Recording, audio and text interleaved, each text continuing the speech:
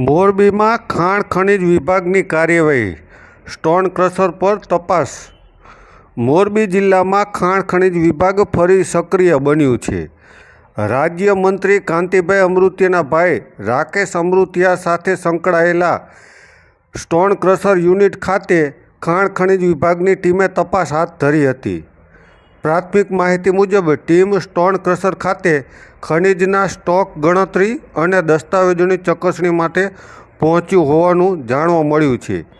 આ કામગીરી દરમિયાન પીજીવીસીએલની ટીમ પણ વિભાગ સાથે જોડાઈ હતી અને જરૂરી તપાસ હાથ ધરી હતી.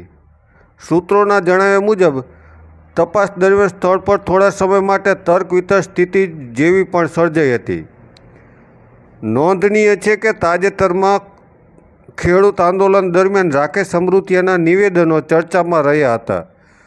જો કે હાલની તપાસ અને તે નિવેદનો વચ્ચે કોઈ સત્તાવાર સંબંધ હોવાની પુષ્ટિ તંત્ર દ્વારા કરવામાં આવી નથી.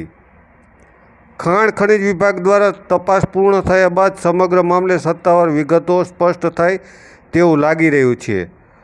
હાલમાં વિભાગ દ્વારા કાર્યવાહી અંગે કોઈ અધિકૃત નિવેદન પણ જાહેર કરવામાં આવ્યું નથી, પરંતુ ક્યાંક ને ક્યાંક ખેડૂત આંદોલન બાદ રાજ્યમંત્રી કાંતિલાલ અમૃતિયાના ભાઈ રાકેશ અમૃતિયા સાથે સંકળાયેલા સ્ટોન ક્રશર યુનિટ ખાતે ખાણ ખનીજ વિભાગની ટીમે તપાસ હાથ ધરતા ચર્ચા બની છે.